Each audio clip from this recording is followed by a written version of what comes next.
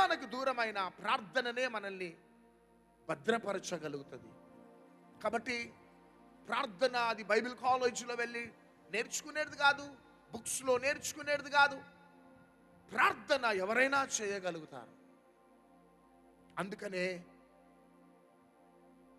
ఈ అంత్య దినాలలో ప్రార్థన నీవు నేను చేయాలని ప్రభు ఎంతగానో ఆశ కలిగి ఈరోజు జస్ట్ ఇంట్రడక్షన్ వలె ఒక 2 విషయాలు నేను చెప్పి నేను ముగించేయాలనుకుంటున్నాను. చదువుదాం మత్తయి సువార్త 24వ అధ్యాయం 13వ వచనం. అంతము వరకు సహించిన వాడెవడో. 24వ అధ్యాయం 12వ వచనం చూడండి. అక్రమము విస్తరించుట చేత అనేకుల ప్రేమ చల్లారును. అది ఇక్కడ పక్కకు పెట్టేద్దాం. ఓకే, నెక్స్ట్ యోహాను సువార్త 20వ అధ్యాయం 21వ వచనం.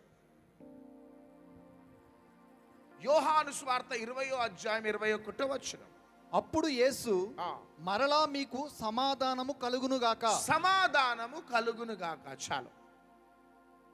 అక్రమము విస్తరించుట చేత ప్రేమ చల్లారిపోతుందట.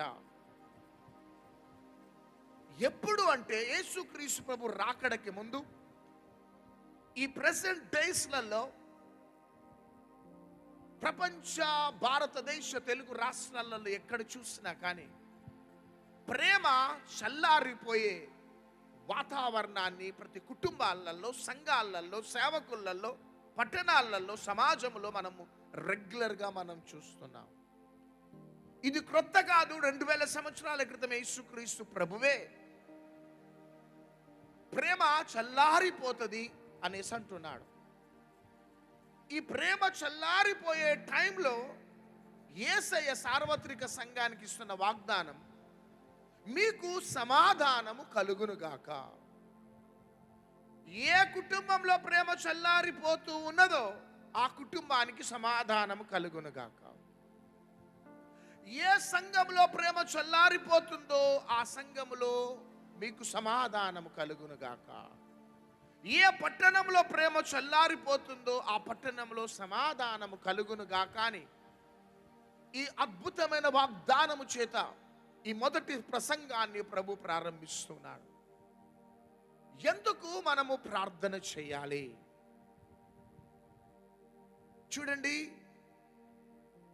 ఈ భూమి మీద మనం ఎక్కడికి వెళ్ళినా కానీ ఎక్కడ కూడా మనకు మంచి వార్త వినబడటలే. భయాన్ని, ఆందోళన కలుగజేసే వార్తలే, భయమును కలిగించే వార్తలే. ఏ వార్త కూడా మనకు సంతోషాన్ని, సమాధానము ఇవ్వని వార్తలే. ఇటు న్యూస్ పేపర్స్ చదివినా, ఇటు న్యూస్ ఛానల్స్ చూసినా ఎక్కడ ఏ సంఘటనలు, ఆ సంఘటనలు, అది భూకంపం కావచ్చు, జల ప్రళయం కావచ్చు, సునామీలు కావచ్చు, జనుల మీద జనులు, రాజ్యముల మీద రాజ్యములు, ఇవన్నీ జరుగుతున్నాయి. భయంకరమైన chaotic టైం. యేసయ్య అంటున్నాడు, పీస్ బి అంటు యు, మీకు సమాధానం కలుగును గాక అంటున్నాడు. కాబట్టి ఎందుకు మనం ప్రార్థన చేయాలి? బైబిల్ గ్రంథంలో ఒక సేవకుడు ప్రార్థన చేసినాడు. ప్రార్థన చేసినప్పుడు ఏం జరిగిందో, ప్రార్థన ప్రజల జీవితాలలో, ఆ రాజ్యములో, ఆ పట్టణంలో ఏ కార్యాన్ని జరిగించిందో ఈ రాత్రి ప్రభు స్పష్టంగా మనతో మాట్లాడబోతుండగా చదువుదాం. ఆదికాండము 20వ అధ్యాయం 7వ వచనం. కాబట్టి ఆ మనుషుని భార్యను తిరిగి అతనికి అప్పగించుము. అతడు ప్రవక్త. అతడు నీ కొరకు ప్రార్థన చేయును. నీవు బ్రతుకుదువు. చాలు. 17వ వచనం. అబ్రహాము దేవుణ్ణి ప్రార్థింపగా దేవుడు అబీమెలెకును అతని భార్యను అతని దాసీలను బాగు చేసెను. హల్లెలూయా. ఇక జాగ్రత్తగా విందాం. నేను జస్ట్ ఆ మత్తయి సువార్త 24:12 యోహాను సువార్త 20:21 చదవటానికి ఈరోజు మీరు జాగ్రత్తగా ప్రార్థన పూర్వకంగా ఈ వర్తమానాన్ని కానీ మీరు రిసీవ్ చేసుకున్నట్లయితే ఈ మొదటి ప్రసంగం నుంచే 21 దినాలు something super natural is going to happen in your family. I prophesize to somebody in the mighty name of Jesus. ప్రతి కుటుంబాలలో ఏదో అసాధారణమైన బలమైన కార్యాన్ని ప్రభు జరిగించబోతున్నాడు. ఈ వర్తమానం దైవజనులు వినండి, వ్యాపారవేత్తలు వినండి, కుటుంబాలు వినండి. దైవజనుడుగా నీవు విను, యవ్వనస్తుడుగా నీవు విను, ఒకవేళ నువ్వు ఒక లీడర్ అయితే నీవు విను, ఒక ఇన్స్టిట్యూట్ డైరెక్టర్ అయితే నీవు విను. ప్రతి ఒక్కరు కూడా వినండి. తద్వారా ఒక చీకటి ఈ రాత్రి మీ గృహాలలో నుంచి ప్రభు ఆ చీకటిని వెళ్ళగొట్టబోతూ ఉన్నాడు. ఇక్కడ దేవుడు అబీమెలెకు అనే రాజుతోని ఒక మాట అంటున్నాడు. ఏమంటున్నాడంటే, అతను ప్రవక్త. హల్లెలూయా. ఆ ప్రవక్త నీ గురించి ప్రార్థన చేస్తున్నాడు. తన ప్రార్థన ద్వారా నువ్వు బ్రతుకుతావు. That's all. రెండవదిగా, అబ్రహాము ప్రార్థన చేసినప్పుడు అబీమెలెకు కుటుంబంలో జరగవలసిన కార్యాన్ని జరిగించినాడు దేవుడు. చూడండి, అబ్రహాము ఏ స్థలంలో అడుగు పెట్టినాడు? ఓ స్పిరిట్ ఆఫ్ గాడ్. ఒకవేళ ఈ మెసేజ్ ఈరోజు కంప్లీట్ కాకపోతే చూద్దాం, రేపు కానీ ఎల్లుండి కానీ కంటిన్యూ చేద్దాం. కానీ అక్యురేట్ ఆ రెవల్యూషన్ ప్రభు నీకు నాకు అందించాల. చదువుదాం ఇప్పుడు ఆదికాండం 20వ అధ్యాయం మొదటి వచనం. అక్కడి నుండి అబ్రహాము దక్షిణ దేశమునకు తరలిపోయి కాదేశుకును షూరుకును మధ్య ప్రదేశములో నివసించి గెరారులో కొన్నాళ్ళు ఉండెను. గెరారులో అడుగు పెట్టినాడు. హల్లెలూయా. మంచిగా విందామే. అబ్రహాము అనేక స్థలాలు వెళ్ళినాడు. ప్రతి స్థలాలలో కొన్ని అనుభవాలు దేవుడు అబ్రహాముకు నేర్పించినాడు. కానీ ఒక ప్రాంతానికి వెళ్ళి ఆ ప్రాంతంలో గెరారు అనే స్థలంలో తాను కొన్నాళ్ళు ఉన్నాడట. ఉంటూ ఉన్నప్పుడు ఏం జరిగిందో ఒకసారి చదువుదామా? అప్పుడు అబ్రహాము తన భార్య అయిన శారాను గూర్చి, ఈమె నా చెల్లెలని చెప్పెను గనుక గెరారు రాజైన అబీమెలెకు శారాను పిలిపించి తన ఇంట చేర్చుకొనెను. చూడండి, ఈ రాజు ఒక అన్య రాజు. సడన్ గా ఆ గెరారు ప్రాంతంలోనికి అడుగు పెట్టినాడు అబ్రహాము. ఇక్కడ ఎప్పుడైతే అడుగు పెట్టినాడో అప్పటి నుంచి అబ్రహాము కుటుంబంలో సమాధానాన్ని కోల్పోయినాడు. ఒక భయము, ఆందోళన ప్రారంభమైంది. సమాధాన ఆత్మ అబ్రహాము శారాలో నుంచి వెళ్ళిపోయి ఒక తెలియని ఒక భయము, ఆందోళన ఆత్మ ప్రవేశించింది. ఎందుకు అంటే గెరారులో అడుగు పెట్టినారు. గెరారు రాజు ముందు నిలబడ్డారు అబ్రహాము, శారా. ఆ గెరారు ప్రాంతంలో ఉంటూ బిక్కుమంటూ చివరికి అక్కడ మీరందరూ కూడా రేపటికి చదివి మీరు రెడీగా ఉండండి. మెసేజ్ని నేను మరలా కంటిన్యూ చేస్తాను. గెరారులో అడుగు పెట్టినాడు. Holy Spirit, I need your guidance O lord.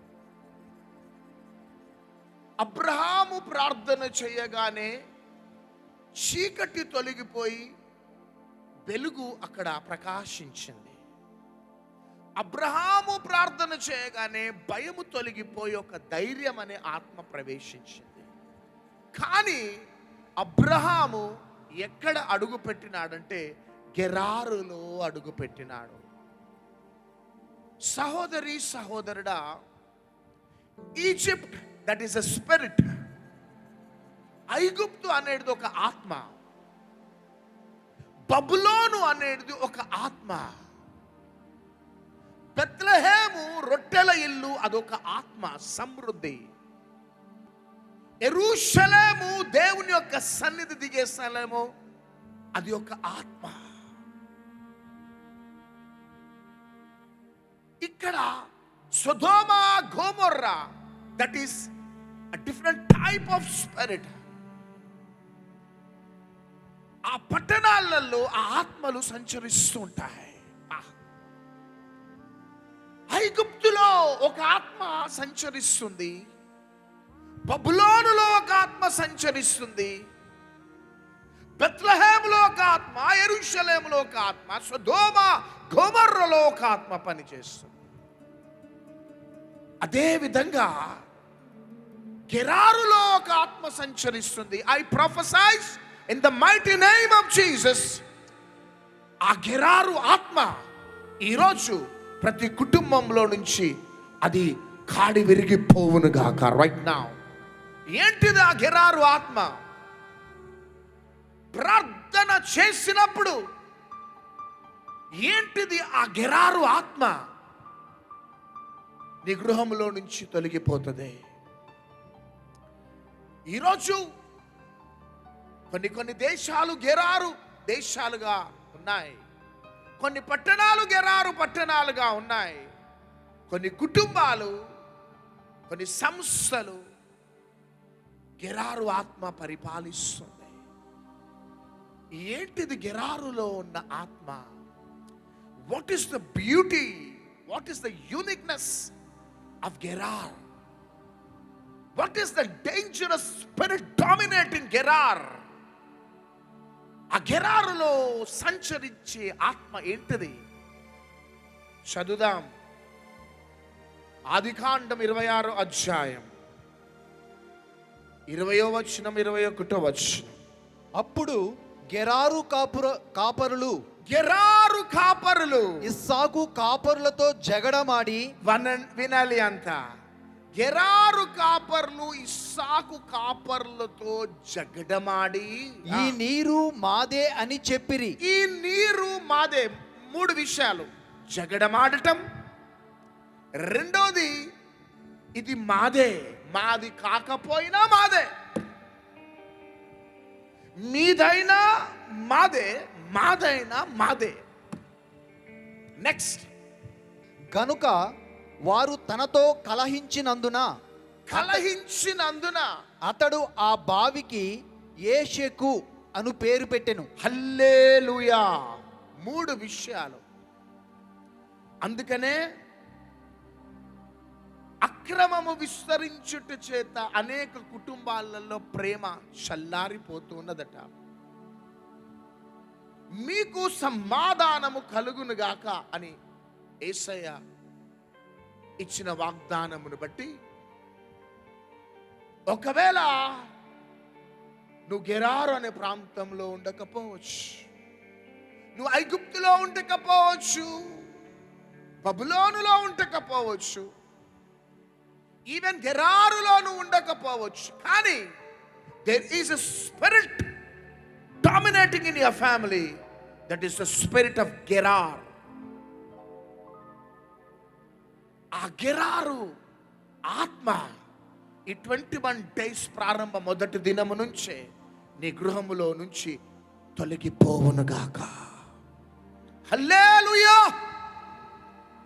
ఒక దిక్కు నుంచి వచ్చిన ఆ గెరారు ఆత్మ 7 దిక్కులు వెళ్ళిపోవునుగాక. సంవత్సరాల తరబడి ఏ గెరారు ఆత్మనైతే నీ కుటుంబాన్ని బలహీనపరిచి, నిన్ను నిరుత్సాహపరిచి, నీ రక్తాన్ని పీల్చుకున్నదో, in the mighty name of Jesus, ఈ మొదటి ప్రసంగం ద్వారా ఆ గెరారు ఆత్మ నీ కుటుంబంలో నుంచి వెళ్ళిపోవునుగాక. సహోదరి సహోదరుడా, ఈ రాత్రి నీ ఆధ్యాత్మికమైన ప్రయాణంలో ముందుకు సాగిపోతున్నావు. ఈ ప్రసంగం బయట ఉన్నవారికి కాదు. ఒకవేళ బయట ఉన్నవారు వింటున్నా జాగ్రత్తగా వినండి. You will see a mighty breakthrough in your family, in your business, in your career and also in your organization, institute. నీ సేవలో, నీ ఇన్స్టిట్యూట్లో, నీ వ్యాపారంలో, నీ కుటుంబంలో అద్భుతమైన కార్యాన్ని నువ్వు చూడబోతున్నావు. అబ్రహాము గెరారులో అడుగుపెట్టినాడు. ఈ గెరారు ఆత్మ ఒకటి చెప్పండి, అది 26 20 వచ్చిన 26 20 జగడమాడటము. వినండి, జగడమాడి ఈ నీరు మాదే. మూడవదిగా కలహించినందున. చాలు, ఈ 3 గెరారుకు సంబంధించిన ఆత్మలు. ఒకటి ఏంటిది? జగడమాడటం. రెండోది వాళ్ళది కానిది మాదే అనటం. నీది వాళ్ళదే అనటం, వాళ్ళది వాళ్ళదే అనటం. మూడోదిగా కలహించటం, అంటే కొట్లాట పెట్టే ఆత్మ. ఈ 3 దేనికి సాదృశ్యం అంటే భేదాభిప్రాయాలు కలుగజేసే ఆత్మకి సాదృశ్యం. అసమాధానాన్ని కలుగజేసే ఆత్మ ఇదే. ఈరోజు సహోదరి సహోదరుడా, నీ వ్యక్తిగత జీవితంలో జగడము, రూమాల శకట తల ధ్యాన మాందువాల, నీ కుటుంబంలో నీకు నీ భార్యకు మధ్యలో జగడము, సమాధానం లేదు. నీకు నీ పిల్లలకు మధ్యలో జగడము, సమాధానం లేదు. నీకు నీ తల్లిదండ్రులకి జగడము, సమాధానం లేదు. నీకు నీ అత్తగారికి నీ మామగారికి జగడము, సమాధానం లేదు. ప్రతి కుటుంబాలలో ఈ దినాలలో చూస్తే జగడము జగడము జగడం. అందుకనే యేసయ్య అంటున్నాడు, అనేకుల ప్రేమ చల్లారిపోవటం బట్టి జగడం. ఒక కుటుంబంలో జగడం ఉన్నది అంటే ఆ గృహంలో ప్రేమ లేదు. అనేకుల ప్రేమ చల్లారిపోయింది కాబట్టి జగడం. జగడం ఉన్నది కాబట్టి క్షమాపణ లేదు. చూడండి, ఈ లోకంలో ఉన్నవారు జగడమాడొచ్చు, ఈ లోకంలో ఉన్నవారు ఎట్లనైనా ప్రవర్తించవచ్చు. కానీ క్రైస్తవ కుటుంబంలో ఉన్న beauty, peace be unto you, మీకు సమాధానము కలుగును గాక. అందుకనే తిమోతికి రాసిన 2వ పత్రిక 2వ అధ్యాయం 21వ వచనం అనుకుంటా చదువుదాం.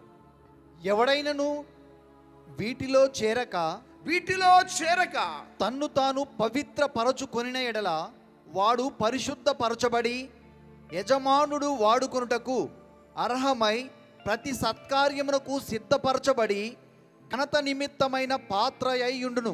నెక్స్ట్, నీవు యవనేచ్ఛల నుండి పారిపొమ్ము. యవనేచ్ఛల నుండి పారిపొమ్ము. పవిత్ర హృదయులై ప్రభువునకు ప్రార్థన చేయు వారితో కూడా నీతిని, విశ్వాసమును, ప్రేమను, సమాధానమును వెంటాడుము. ఎక్కడ దొరుకుతుంది ఈ నీతి, విశ్వాసము, ప్రేమ, సమాధానము? ప్రార్థన చేయు వారితో.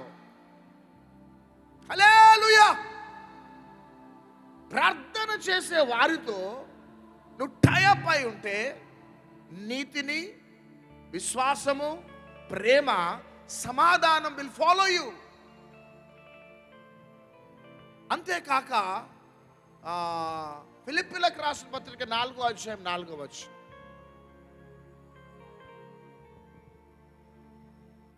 ఎల్లప్పుడూ ప్రభువునందు ఆనందించుడి. ఆనందించుడి. మరలా చెప్పుదును ఆనందించుడి. ఓకే.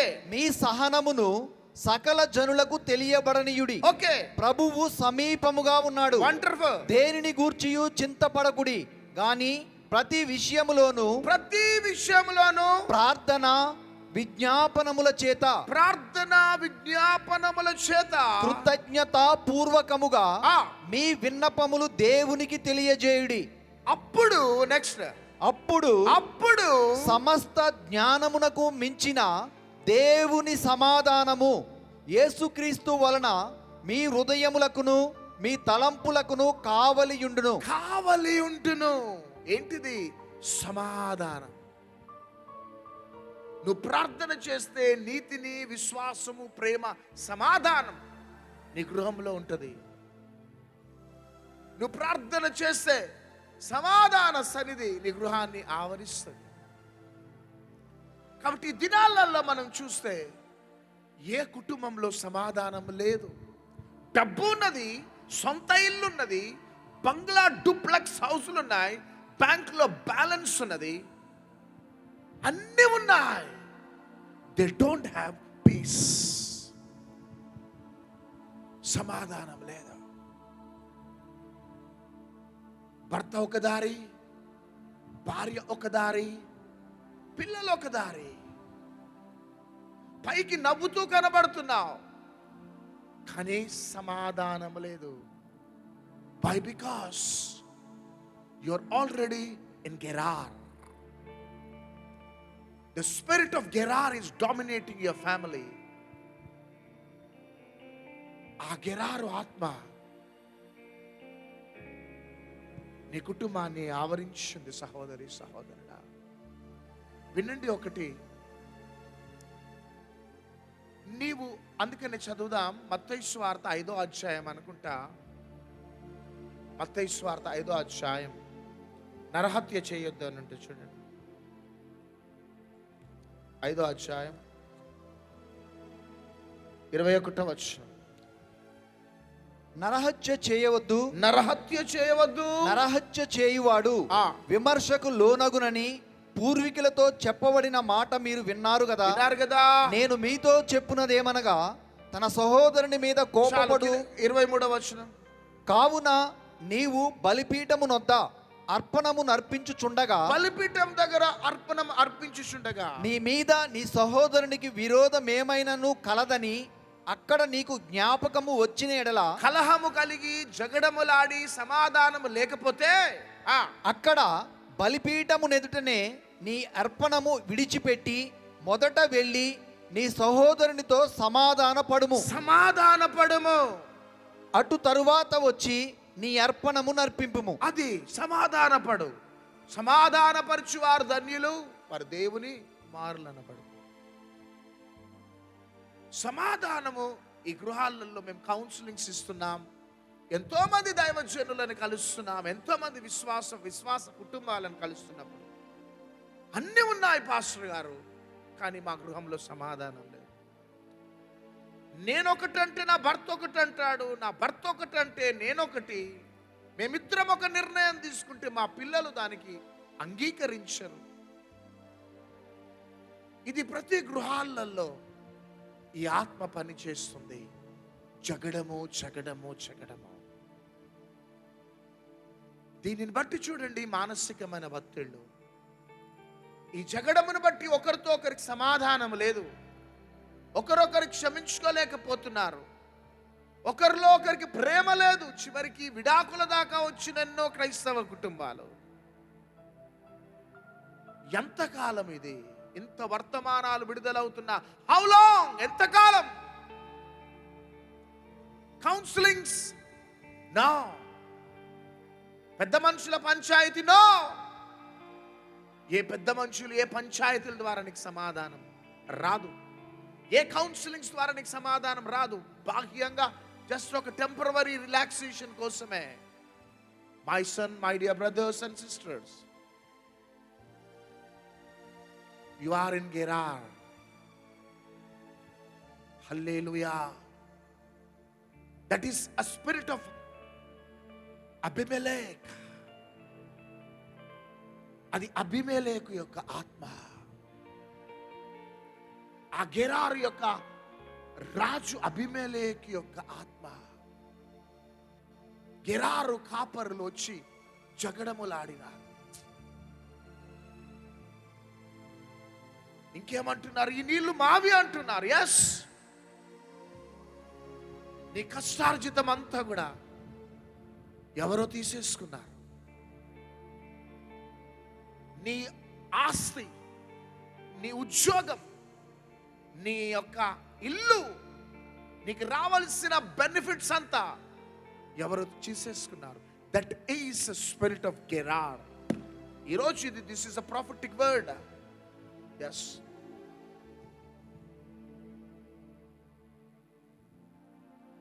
సంపాదించిన నీ తల్లి ఇచ్చిన ఆస్తి, నీ తండ్రి ఇచ్చిన ఆస్తి ఎవరో తీసేసుకున్నారు. ఇది మాది అన్నారు, తీసేసుకున్నారు. రాంగ్ డాక్యుమెంట్స్ ప్రొడ్యూస్ చేసినారు. You lost your property, you lost your house, you lost your inheritance. But my son, my dear brother, this is a prophetic word for you. Lawyers దగ్గరికి వెళ్ళినావు, ఏం జరగలేదు నీకు. పెద్ద మనుషుల సహాయం కోసం వెళ్ళినావు, నో రిజల్ట్. చేతిలో డబ్బు అయిపోతుంది. కానీ 21 days ఫాస్టింగ్స్ ఎందుకంటే, come on, I tell you, this is encouraging word for you. ఆ జగడం అనే ఆత్మ నీ కుటుంబంలో నుంచి ప్రభు మొదటిగా వెళ్ళగొడుతున్నాడు. రెండవదిగా నీకు రావాల్సిన ప్రాపర్టీస్, అది ఏదైనా కావచ్చు, ఖచ్చితంగా ఆ యొక్క బానిసత్వంలో నుంచి ప్రభు నీకు విడుదలిస్తున్నాడు. జగడము, మానీరు, అంతేకాక కలహం, ఇవి మూడు కూడా these are the dangerous spirits. Whole world dominate చేస్తున్నాయి ఈ స్పిరిట్స్. భారతదేశ తెలుగు రాష్ట్రాలను డామినేట్ చేస్తున్నాయి. ప్రతి సంఘాలని డామినేట్ చేస్తున్నాయి. ప్రతి క్రైస్తవ కుటుంబాలని డామినేట్ చేస్తున్నాయి. ఈ బంధకాలతో క్రైస్తవులు బలహీనమైపోతున్నారు, నిరీక్షణను కోల్పోతున్నారు, ప్రభు మీద ఉన్న మొదటి ప్రేమను కోల్పోతున్నారు, మందిరం మీద, పరిచర్య మీద ఉన్న మొదటి ప్రేమను కోల్పోతున్నారు. కానీ రాత్రి ఎందుకు ఈ మెసేజ్ వింటున్నావంటే, ఒకవేళ నీవు ఈ భయంకరమైన పరిస్థితులలో ఉన్నావా, సమాధానము కోల్పోయిన స్థితిలో నీ గృహంలో ఉన్నావా, నీకు నీ భర్తకు మధ్యలో సమాధానం లేదు, నీకు నీ పిల్లలకు మధ్యలో సమాధానం లేదు, నీకు నీ చుట్టాలు, రక్త సంబంధులు, స్నేహితుల మధ్యలో సమాధానం లేదు, సంథింగ్ ఆర్ ది అదర్, ఏదో కలహము, ఏదో జగడం, ఏదో మిస్అండర్స్టాండింగ్ స్పిరిట్. ఎస్, అందుకని ప్రకటన గ్రంథం 12వ అధ్యాయం 9వ వచనం చూడండి ఒకసారి. కాగా సర్వలోకమును మోసపుచ్చుచు అపవాది అనియు సాతాననియు పేరుగల ఆది సర్పమైన ఆ మహా ఘట సర్పము పడద్రోయబడెను. అది భూమి మీద పడద్రోయబడెను. దాని దూతలు దానితో కూడా పడద్రోయబడిరి. ఓకే, దాని పని ఏంటిది? మరియు ఒక గొప్ప స్వరము పరలోకమందు ఈలాగు చెప్పుట వింటిని, రాత్రింబగళ్ళు మన దేవుని ఎదుట మన సహోదరుల మీద నేరము మోపువాడైన అపవాది చాలు, బ్లేమ్స్.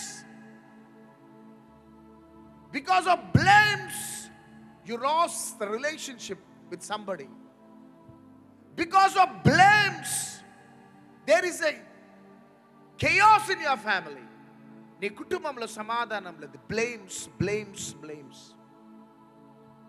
ఎవరో బ్లేమ్ వేయటం బట్టి మీరు విడిపోయినారు. ఎవరో బ్లేమ్ వేయటం బట్టి నీ కుటుంబం చెదిరిపోయింది. ఎవరో బ్లేమ్ వేయటం బట్టి నీ వ్యాపారం చెదిరిపోయింది. ఎవరో బ్లేమ్ చేయటం బట్టి నీ మినిస్ట్రీ స్కాటర్డ్ అయిపోయింది. ఇది గెరారు ఆత్మ.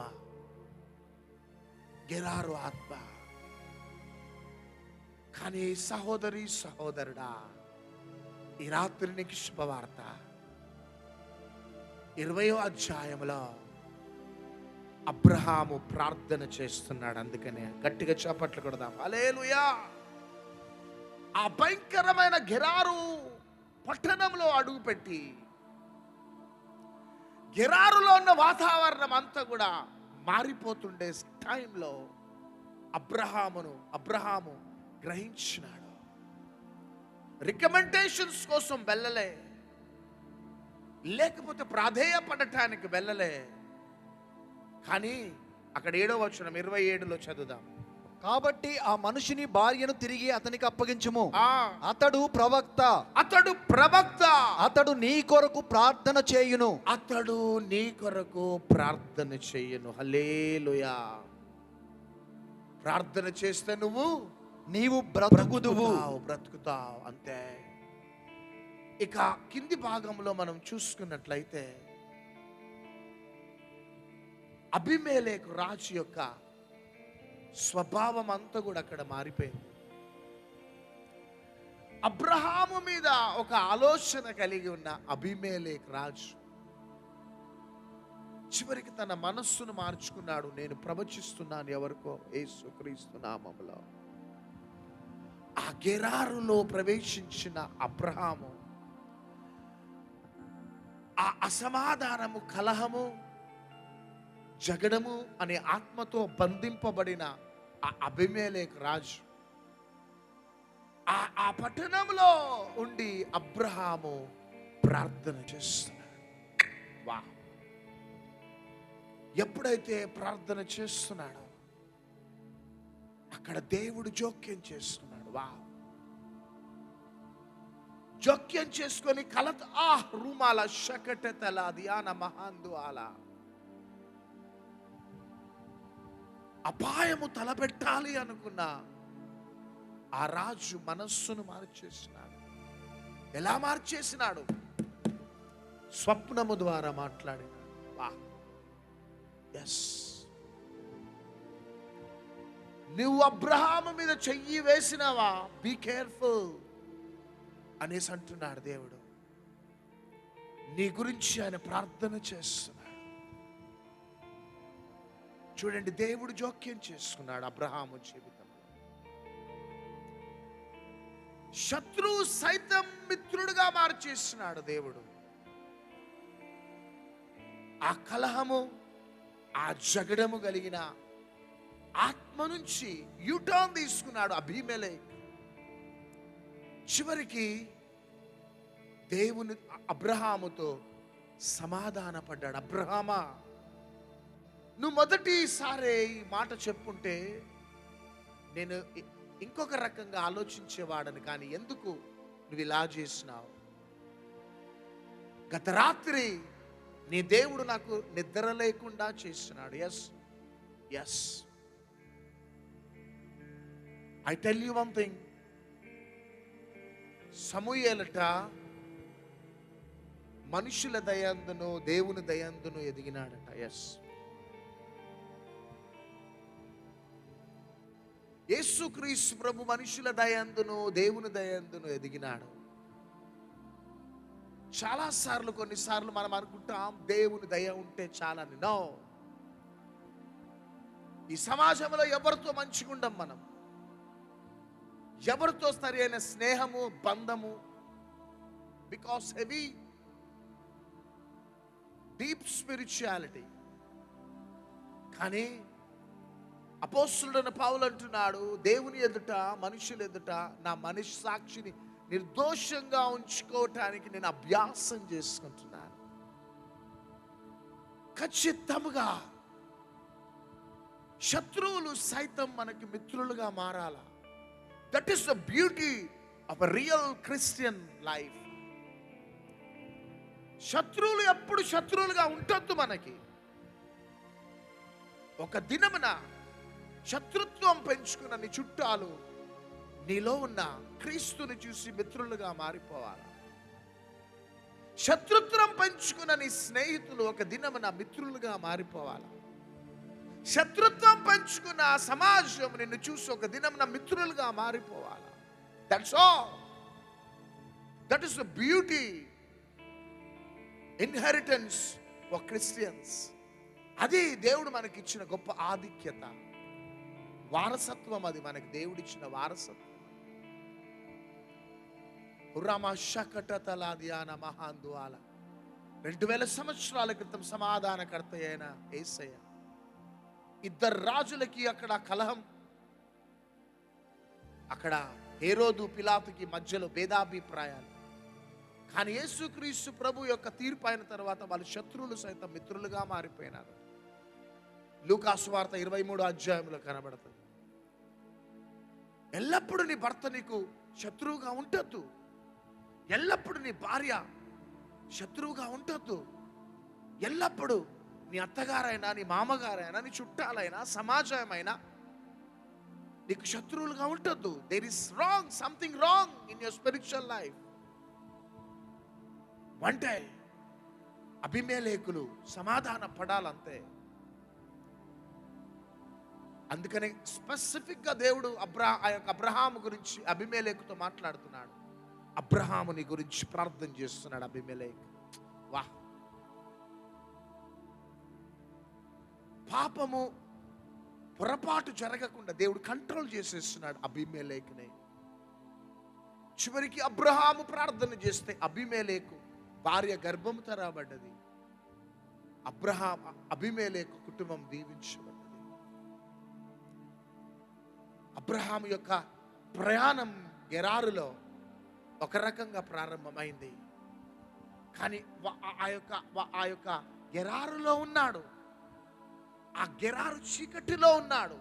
ఆ చీకటి మేఘాలు కమ్ముకున్నాయి. ఏంటిది ఆ చీకటి మేఘాలు? జగడం, కలహం.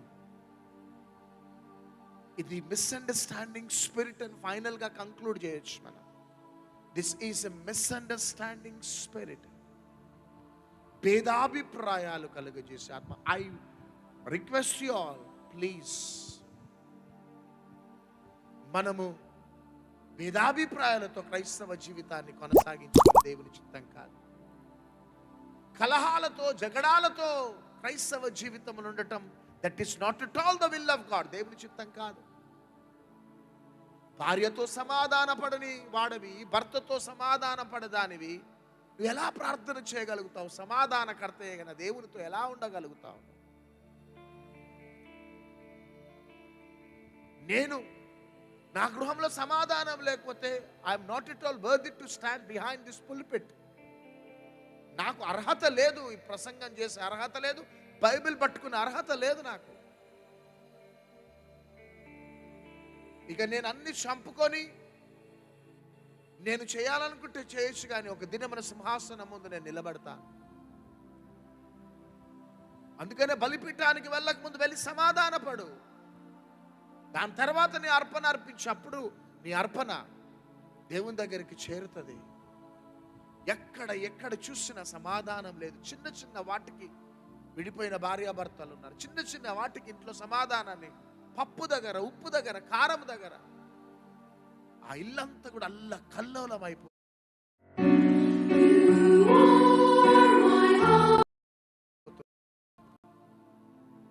ఇది క్రైస్తవులకి సంబంధించిన ఆత్మ కాదు. This is a dangerous spirit, Gerar spirit.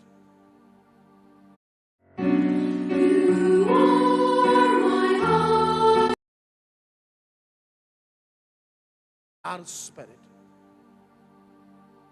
ఇక్కడ ఇస్సాకు బావులు తవ్వుతుంటే వచ్చేసినారు గెరారు కాపర్. వచ్చి ఎంతగా మానసికమైన ఒత్తిళ్లకు గురి చేస్తున్నారు ఇస్సాకుని. ఇది మా బావులు అంటున్నారు, జగడమాడినారు, కలహం.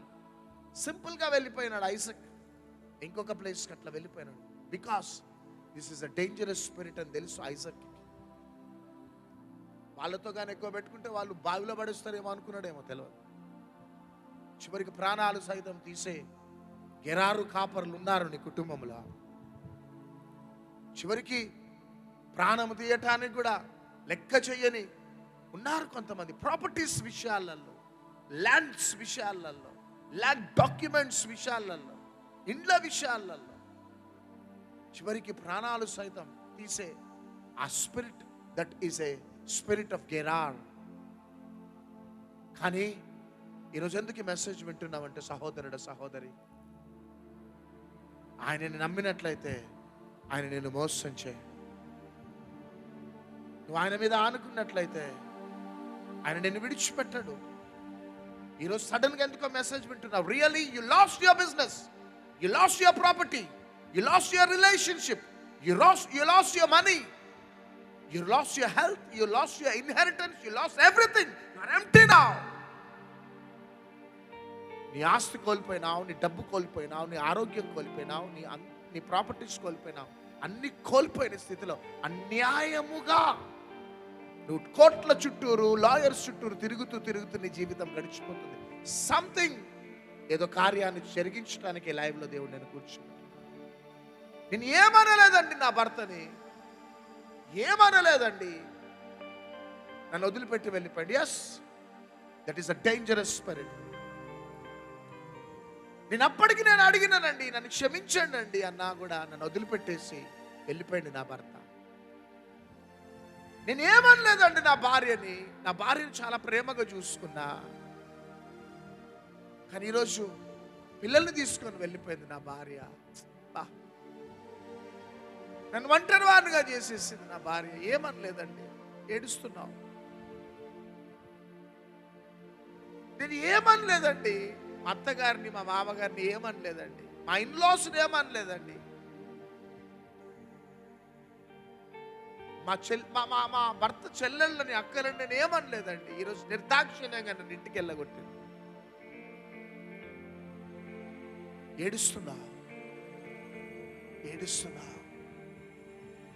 కానీ సహోదరి, ఎందుకు ఈ ఫస్ట్ మెసేజ్ నువ్వు వింటున్నావంటే, రియల్లీ నువ్వు కానీ కొంచెం సీరియస్గా తీసుకుంటే ఖచ్చితంగా సమాధానకర్త దేవుడు మొదటి ప్రసంగం నుంచే నీ గృహములో ఆవరించబోతున్నాడు. Thank you lord.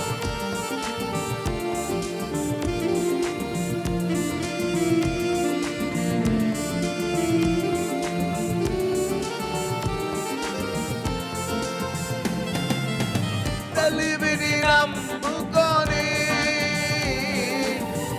కూలిపడ్డాను, తెలివిని నమ్ముకొని కూలిపడ్డాను.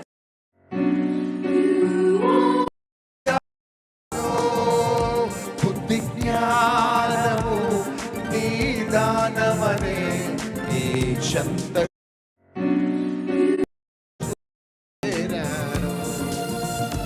బుద్ధి జ్ఞానము నీ దానమనే నీ చెంతకు చేరాను. యేసుని